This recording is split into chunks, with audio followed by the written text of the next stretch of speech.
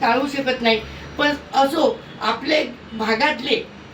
आपल्या विरोधी पक्ष असो किंवा पक्षातले लोक असो त्यांच्यावर प्रेम होतं आणि प्रत्येकाने म्हणजे महाराष्ट्राचे मुख्यमंत्री देवेंद्र फडणवीसनी सुद्धा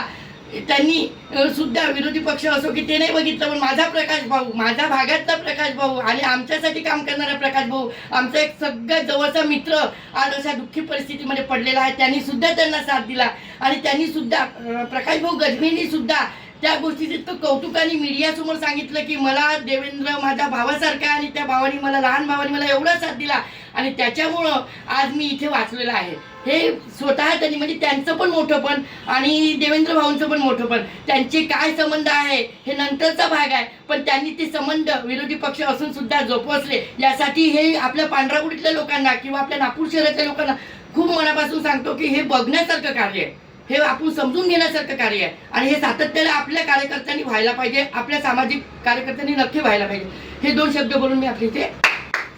थांबतोय. थँक्यू.